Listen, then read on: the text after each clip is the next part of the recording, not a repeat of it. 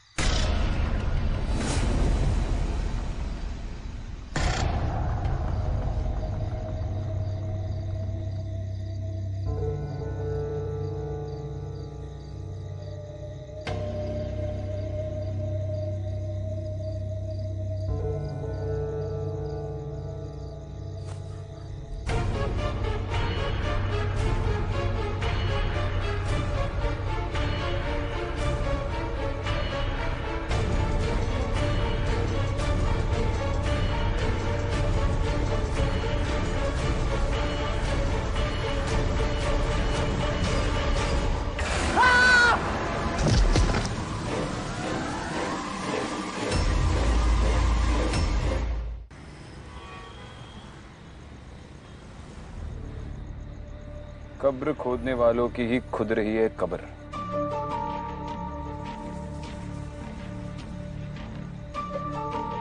कब्रिस्तान में कब्र खोदने वाले को कोई क्यों मारेगा, वो भी इतनी बेरहमी से। तुमने गौर किया? उसे मारकर कब्र में फेंक दिया, लेकिन ऊपर से किसी ने मिट्टी नहीं डाली। इसका मतलब जिसने भी ये किया है वो चाहता है कि ये कत्ल लोगों की नजर में आए। ये कम्युनल झगड़ा भी हो सकता है। सुरेश सर भी कह रहे थे उस कम्युनिटी के लोग काफी घबराए हुए।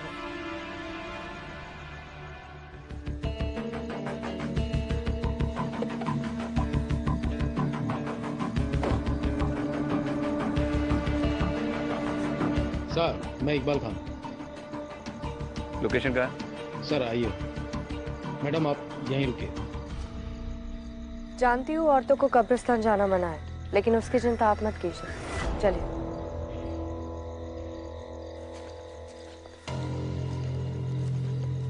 सर यही जगह है।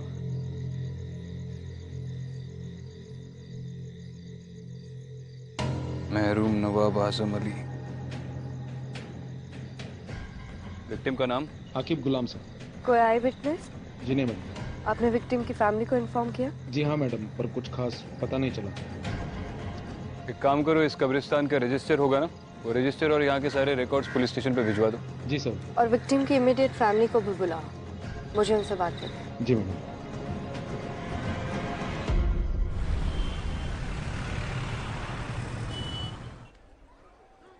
माफ कीजिए, आपसे कुछ सवाल पूछने थे, इसीलिए अभी आपको तकलीफ दी।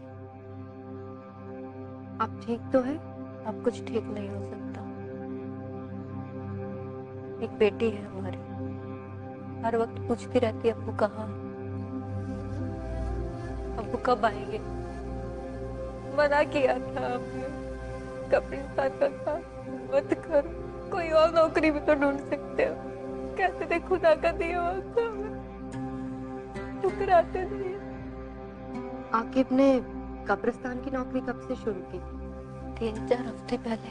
और इन 3-4 हफ्तों के दौरान आपकी उससे कितनी बार बात हुई होगी? 1-2 बार बात हुई थी, पूछने पे बोलते थे सब सलामत, पर नहीं। हम जानते उनकी आवाज में एक अजीब सी घबराहट थी। सब कहते हैं उस कब्रिस्तान में शैतान का साया, ये सब उसी का किया हुआ है। ठीक है, आप जा सकती हैं। अगर दोबारा जरूरत पड़ी तो बुलाएंगे।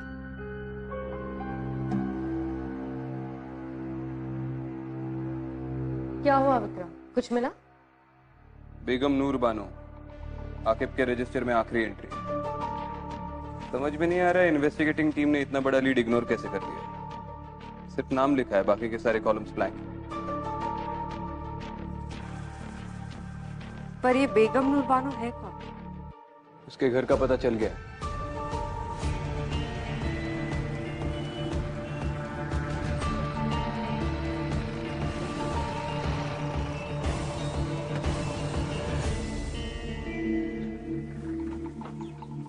रुको यहीं पे।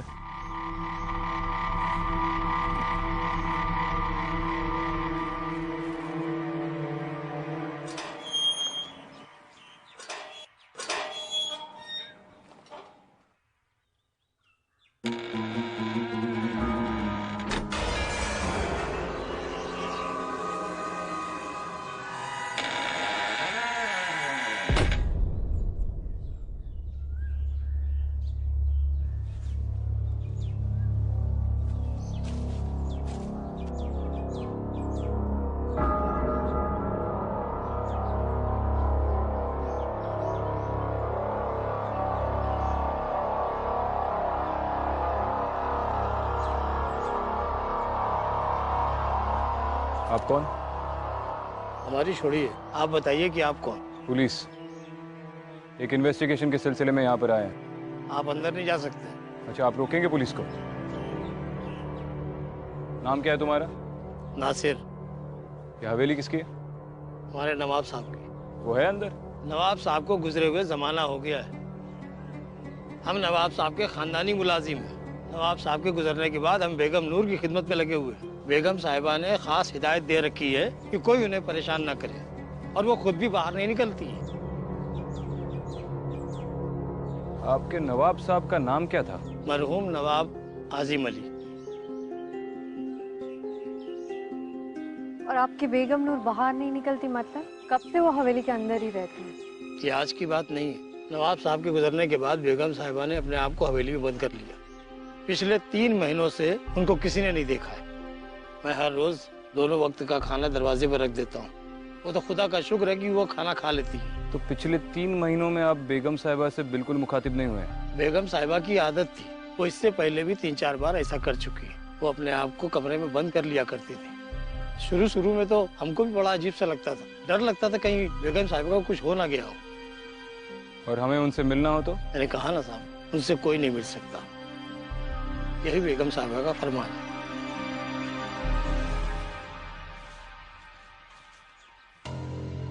मरहूम नवाब आजिम अली, कुछ याद आया?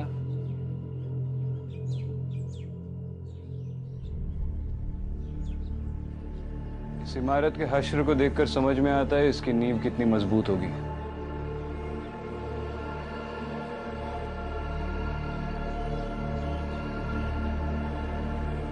क्या कर रहे हो विक्रम? भूख लगी है?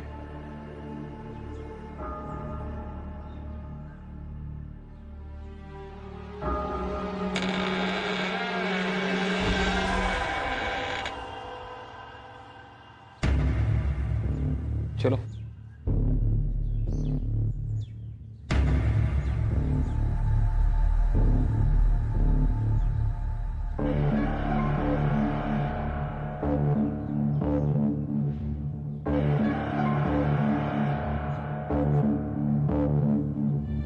बहुत बड़ी हवेली है, एक जमाने में काफी शानदार रही होगी। इसकी हालत देखकर लगता नहीं है यहाँ पर कोई रहता होगा।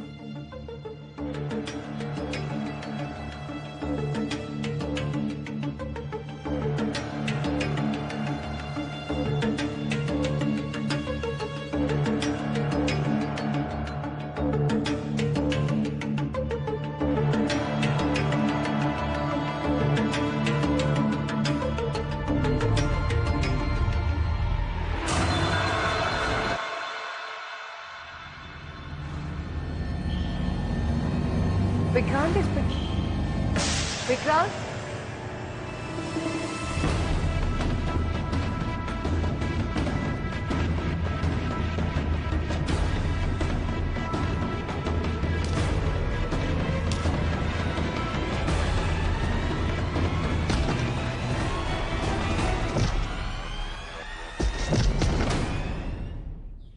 छोड़ दिया साहब, मुझे छोड़ दिया साहब। क्यों बे, सिर्फ खाना चुराने आया था और भी कोई प्लान था तेरा? और हमको देखकर भाग गया? नहीं साहब, मैं चोरी नहीं कर रहा हूँ साहब। तो ये खाना क्या बेगम ने तुझे खैरात में दिया? हाँ? नहीं साहब, ऐसी बात नहीं है साहब। पहले ये सामान सब अंदर जाता था और अभी कुछ ही दिनों से देख रहा हूँ कि ये सब बाहर ही रखा रहता है, तो इसलिए मैं ही उठा लेता हूँ साहब। सच बोल रहा है तू? हाँ हाँ साहब, सच बोल रहा है? हाँ सच बोल रहा हूँ साहब।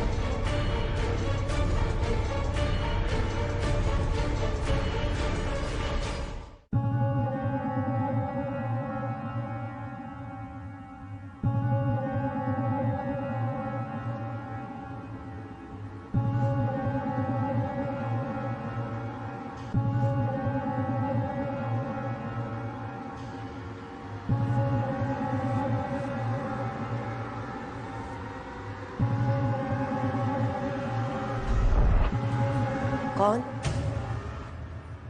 कौन है वहां?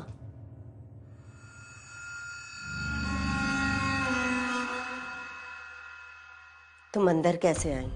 आई एम सॉरी, पर मैं एएसपी अदिति शर्मा हूँ, मुंबई पुलिस। आप बेगम नूर बानो है ना? आपसे कुछ बात करनी है। किसी के घर में बगैर इजाजत के चोरों की तरह कैसे चले आए? हमारे कमरे में आने की जरूरत कैसे की? देखिए, मैं सिर्फ अपना काम कर रही हूँ। नासिर, मैम, मुझे आपसे एक मर्डर के सिलसिले में कुछ बात करनी है।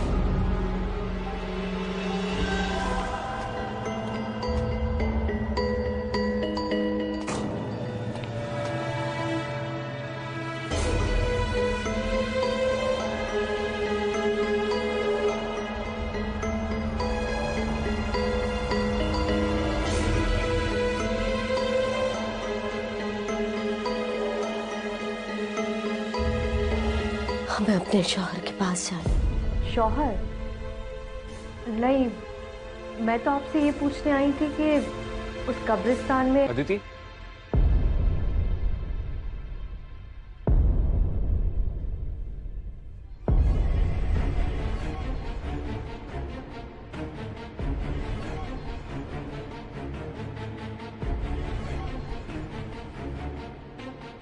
चलो।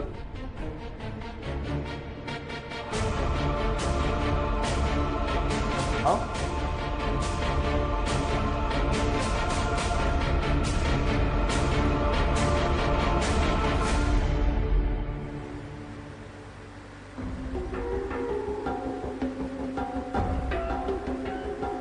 तुम ठीक हो? हाँ।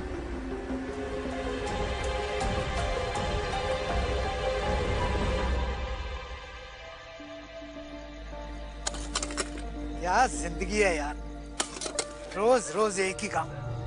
इससे अच्छा तो मैं मर जाऊं।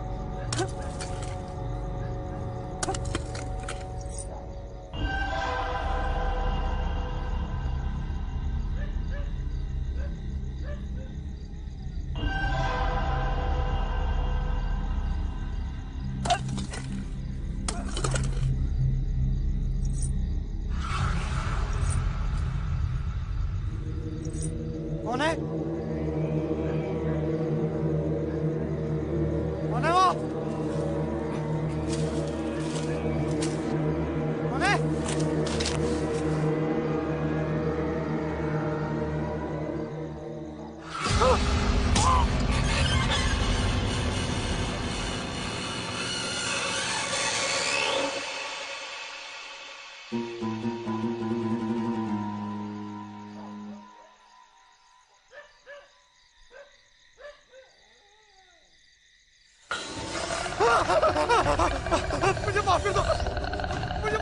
हमें अपने शौहर के पास जाना।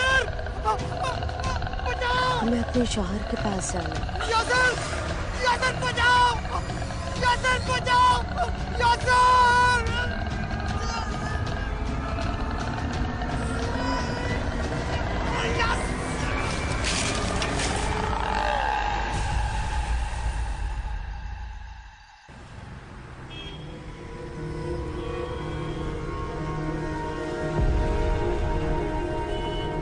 इतने लोग कब्रिस्तान में मारे जा रहे हैं सर। आप लोग क्या कर रहे हैं? आप कुछ भी नहीं कर पा रहे हैं, ऐसा क्यों सर? कुछ नहीं होता आप लोगों से, बस हाथ पे हाथ रख के बैठे रहिए। तुम सही कह रहे हो। अरे कांस्टेबल, इन्हें पानी पिलाओ, ठंडा करो इन्हें, गर्मी बहुत बढ़ गई है इनमें। क्या बात है, क्यों गला फाड़ रहे हो? सब वो शाकिब मेरा भाई था। आगे बोलो।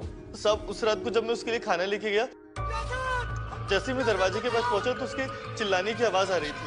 ऐसा लगा जैसे वो किसी से माफी मांग रहा है।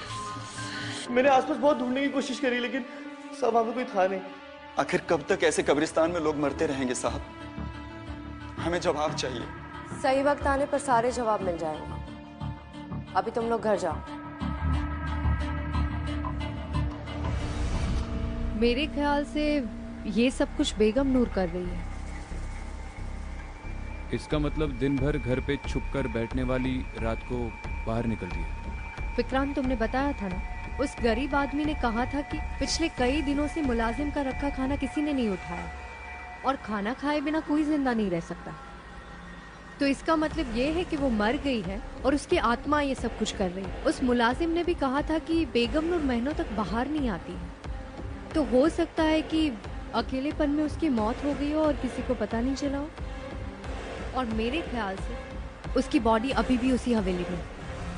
अब इसका जवाब तो वो हवेली ही दे पाएगी। खाना खाया तुमने?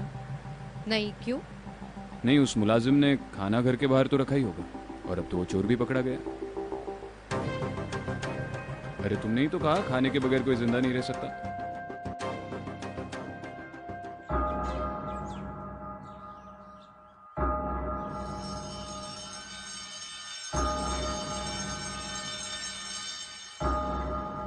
आइडियली इंसान की लाश 4 दिन के बाद सड़ना शुरू हो जाती है, लेकिन ताजुब की बात यह है कि इस हवेली में बदबू बिल्कुल नहीं आ रही। अगर उसकी लाश पिछले 3 महीनों से यहां पर पड़ी हुई है तो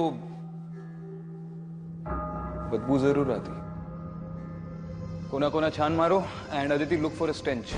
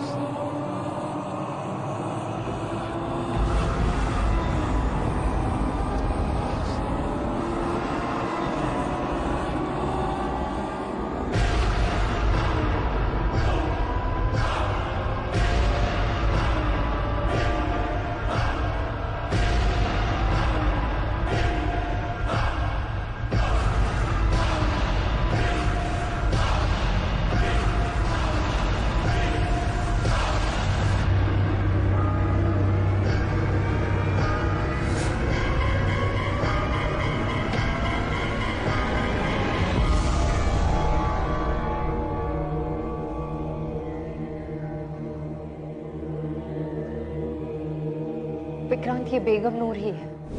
उसके गले में जो हार है उसे मैंने उसकी हर तस्वीर में देखा है। उस दिन वो मुझसे अपने शौहर के बारे में कुछ पूछ रही थी। हमें अपने शौहर के पास जाना। उसका शौहर वही है ना जिसकी कब्र हमने उस कब्रिस्तान में देखी थी, नवाब आजिम अली। विक्रांत, मुझे लगता है कि हम बेगम नूर की कब्र उसके शौहर की कब्र के पास बनाते तो शायद उसकी आत्मा को शांति मिल जाए और ये सब कुछ रुक जाए। शायद हाँ, शायद ना, लेकिन ये कंकाल पिछले 3 महीनों से यहाँ पर पड़ा हुआ है। यकीनन अब वक्त आ गया है कि उसे दफनाया जाए।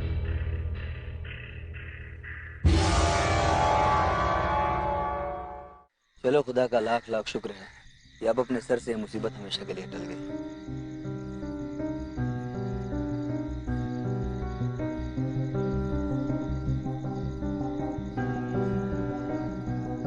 मुझे लगता है अब सब कुछ ठीक हो जाएगा। कम से कम देर से ही सही बेगम नूर की आत्मा को सही अंजाम तो मिला।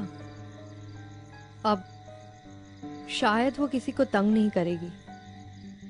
तो तुम्हें वाकई लगता है कि ये सब करने से उस शैतान का साया इस मुकद्दस जगह से हट चुका है?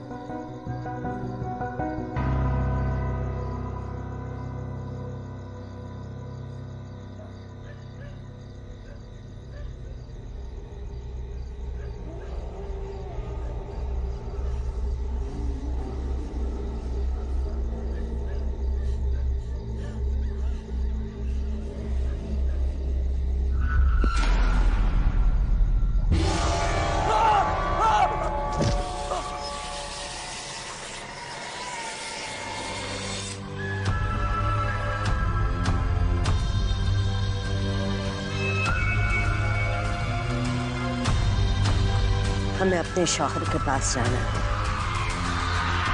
बेगम नूर बानो, नवाब आजिम अली,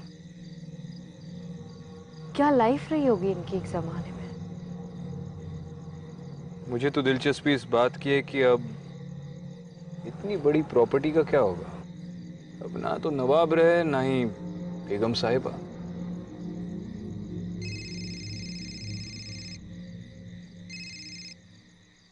हाँ यासर, क्या? अच्छा ठीक है, बाद में बात करता हूँ। क्या हुआ? कब्रिस्तान के केयरटेकर पर फिर से किसी ने अटैक किया। मुझे पता था ये इस केस का अंत नहीं हो सकता। क्या मतलब है? तुम्हें ऐसा क्यों लग रहा है? केयरटेकर का कहना है कि जिस औरत ने उस पर अटैक किया वो भी बार बार वही कह रही थी। हमें अपने शौहर के पास जाना है।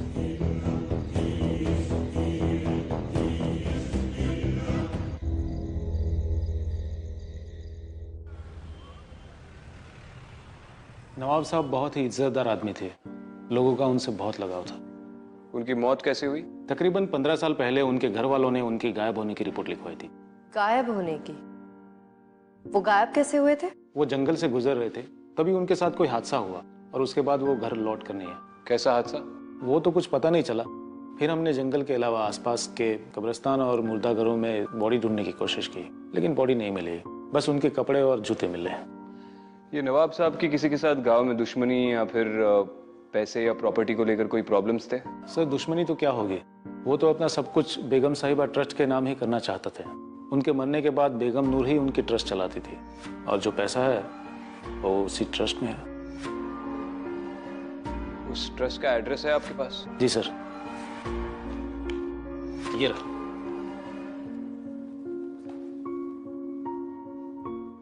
ओल्ड भोपाल।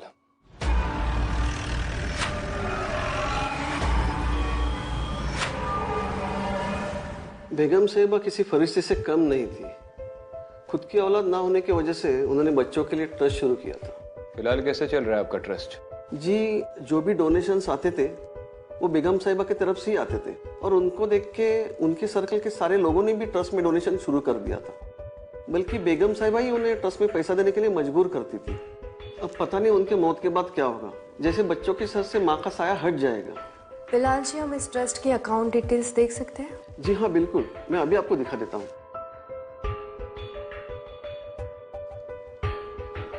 जी देखिए,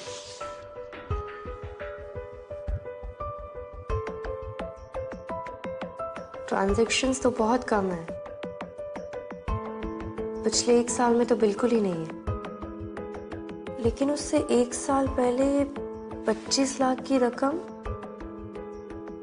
और 10 लाख रुपए और किसी ने विड्रॉ किए हैं। बिलाल जी, बेगम नूर के अलावा इस ट्रस्ट से किसे विड्रॉ करना अलाउड था? जी वैसे तो ट्रस्ट गरीबों की भलाई के लिए बनाई जाती है, लेकिन नवाब साहब और बेगम साहिबा के जितने भी रिश्तेदार हैं वो ट्रस्ट से पैसा निकाल लेते हैं। उनके विल में ही ऐसा लिखा है। ये फंड्स कहाँ ट्रांसफर हुए थे? जी फिलहाल तो मेरे पास सिर्फ अकाउंट नंबर है, मैं उसके सारे डिटेल्स निकालता हूँ और आपको फोन कर देता हूँ। चलो ठीक है, बाद में बात करता हूँ। कुछ पता चला? ये बेगम नूर के ट्रस्ट के अकाउंट से जो पैसे निकल रहे हैं वो इंदौर ट्रांसफर हो रहे हैं, किसी अमीना नाम की औरत के अकाउंट में। हो सकता है कि अमीना नवाब साहब या बेगम नूर की कोई रिश्तेदार हो सकता है, लेकिन ये कंफर्म करने के लिए इंदौर जाना होगा।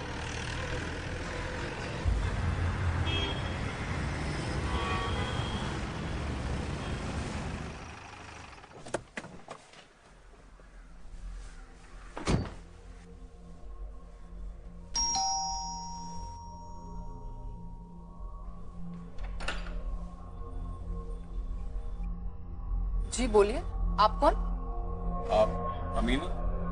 जी आप? मुंबई पुलिस, आपसे कुछ बात करनी है, अंदर आ सकते हैं? हम आपसे एक केस के सिलसिले में बात करने आए हैं। हाँ पूछिए, क्या पूछना है आपको? आप बेगम नूर बानो को जानती है? हाँ, नाम सुना है उनका। अच्छा, तो उनके ट्रस्ट से पहले 25 लाख और फिर 10 लाख, टोटल मिला के 35 लाख आपके अकाउंट में कैसे जमा हुए? अच्छा ठीक है, आप उनके शौहर नवाब आजम अली को तो जानती होंगी? हाँ जानते हैं, वो मेरे अब्बू के काफी अच्छे दोस्त थे, हमारे घर काफी आया करते थे। कमाल है, तो फिर आप उनकी बीवी को नहीं जानती? दरअसल बात यह है कि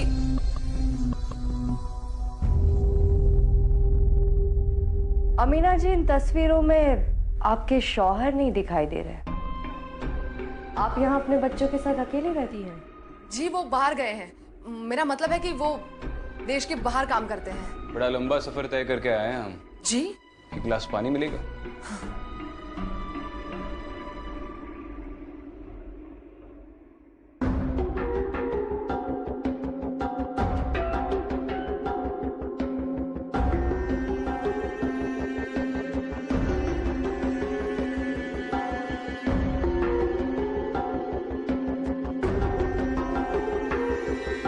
शुक्रिया। आपके शौहर का नाम क्या बताया आपने? जी आजिम शेख। उनकी कोई तस्वीर देख सकती हूँ मैं? आपके मोबाइल में तो होगी। हाँ।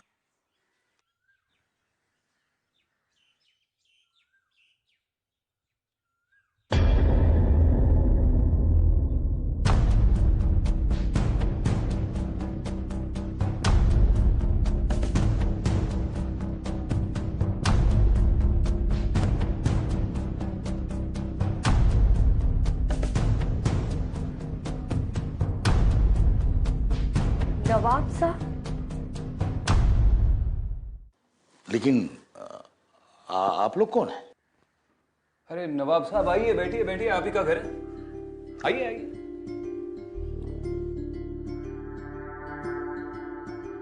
विक्रांत सिंह, मुंबई पुलिस। अमीना जी, आपने बताया नहीं कि आपने अपने अब्बू के दोस्त के साथ शादी कर ली? पुलिस को गुमराह करने का नतीजा जानती है आप? देखिए जनाब, आप तो जो भी हैं अपने वजूद में रहकर बात कीजिए, यहाँ इज्जतदार लोग रहते हैं। किस इज्जत की बात कर रहे हैं आप नवाब साहब? आपके भोपाल में तो आपके लोग आपकी कब्र खोदकर आपको दफना चुके हैं।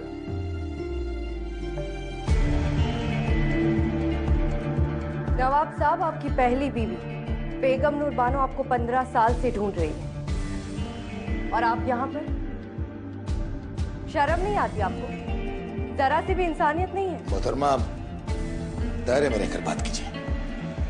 हम अगर अपनी पुश्तैनी हवेली छोड़कर यहाँ रह रहे हैं तो उसके पीछे कोई वजह है। वो बांझ थी, आप उन्हें सच क्यों नहीं बता देते? बेगम आप चुप रहिए। माना कि नूर हमारी बेगम थी, लेकिन वो हमें कभी औलाद ना दे सकी। हम हमेशा उनकी औलाद से महरूम रहे। शायद इसी गम में वो पगला गई।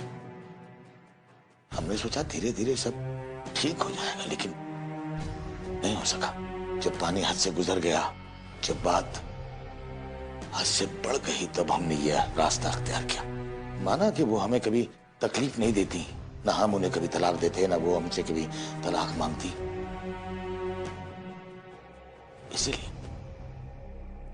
इसीलिए हम अपनी जायदाद, अपनी हवेली, सब कुछ छोड़कर चले आए उनके नाम। उन्होंने वो हवेली नहीं छोड़ी, चुके उन्हें अंदेशा था कि उस पर कब्जा ना हो जाए। और आप ऐसी औरत की बात सुनकर चली आई? 3 महीने पहले उनकी मौत हो चुकी है।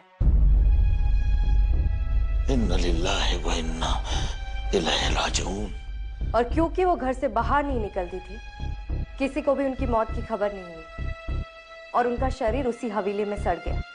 या अल्लाह, इतनी दर्दनाक मौत। या अल्लाह, उन्हें जन्नत नसीब हो।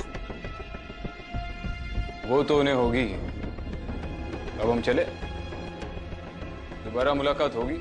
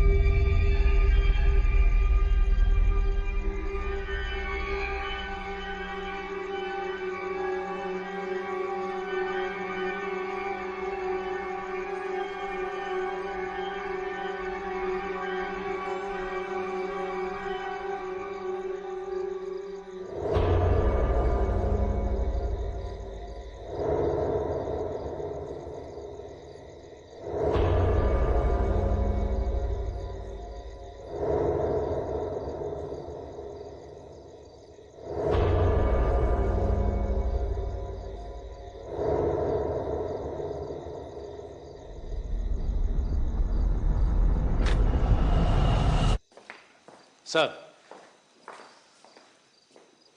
अभी अभी खबर आई है नवाब साहब भोपाल लौट आए हैं। उन्हें हवेली की ओर जाते हुए देखा गया सर।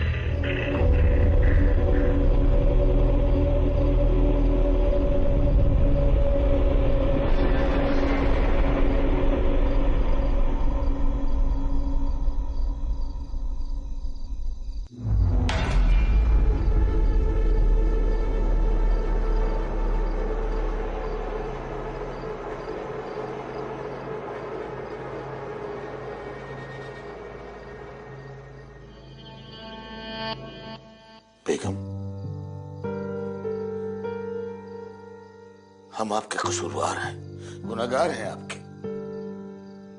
बखुदा, हमारा मकसद आपको तकलीफ देना नहीं था, लेकिन क्या करते,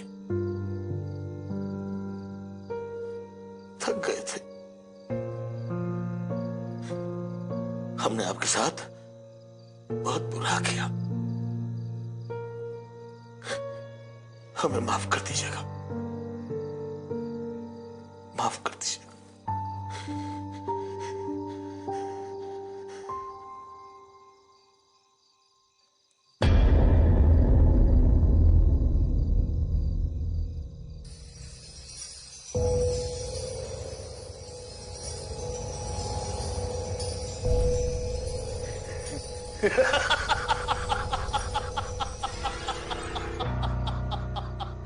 ये हवेली, ये घर, यहाँ की एक एक चीज मेरी है, मेरी मेरी। अजीब बेवकूफ औरत थी तुम, खुद को 15 साल इस हवेली में बंद रखा। अच्छा हुआ कि हमने तुम्हें छोड़ दिया, वरना तुम तो हमें भी अपने साथ पागल कर देती। बेगम नूर, अरे अगर मरना ही था तो 15 साल क्यों? हमें हमारे ही घर से दूर रखा।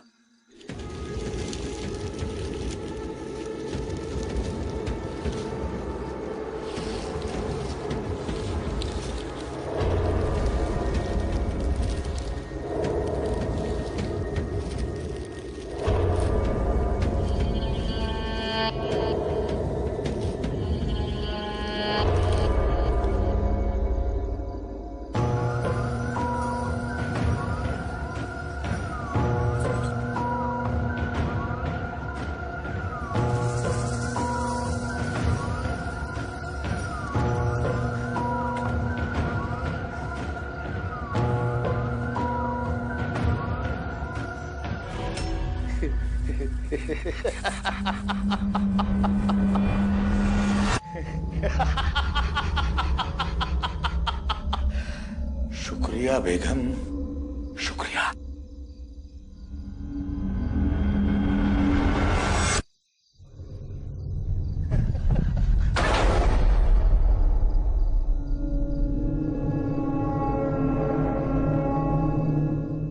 दरवाजा खोलो, दरवाजा खोलो। नासिर, कहाँ जा रहे हैं आप?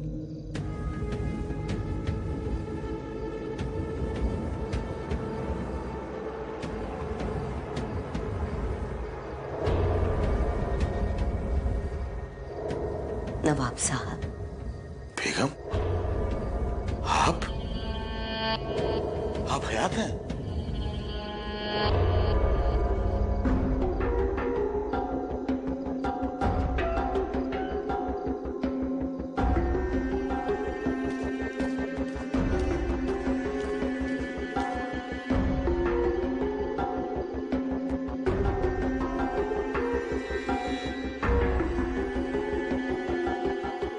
साल 15 साल इंतजार किया आपका, अब कह नहीं जाएंगे आप। लेकिन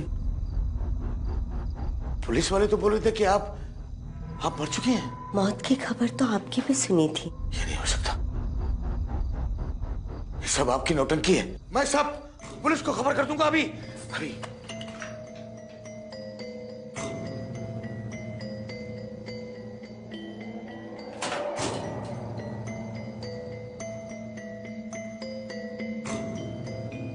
बेगम, हमें माफ कर दीजिए, हम आपको तकलीफ देना नहीं चाहते थे, हम आपके गुनहगार हैं। बहुत इंतजार करवाया आपने, अब कहीं नहीं जाने दूंगी।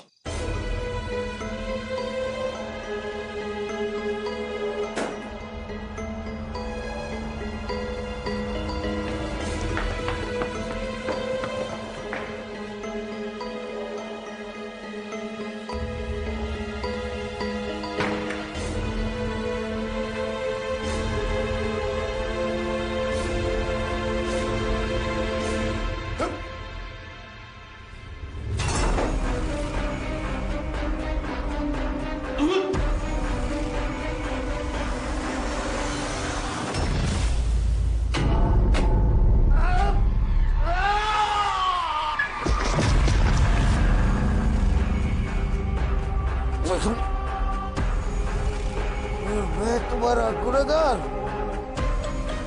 सब कुछ मैंने ऐसे के लिए किया।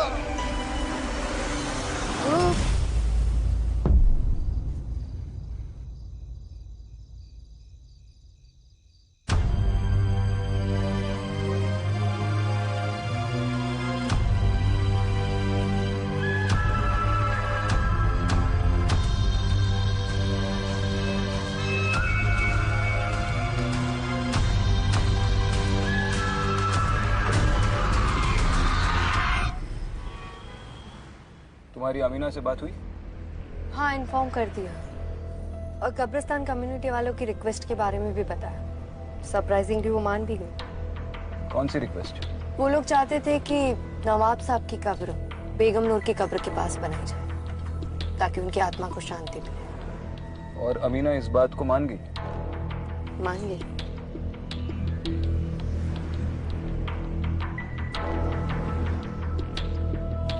क्या सोच रही हो? यही कि नवाब साहब का सच जानने के बाद मुझे नहीं लगता है कि बेगम नूर उनकी कब्र के पास रहना चाहती है। तुम्हारा ये बेगम नूर के साथ का रिश्ता मुझे ठीक नहीं लग रहा। क्या मतलब है? तुम इंसानों के साथ रिश्ता क्यों नहीं रखती?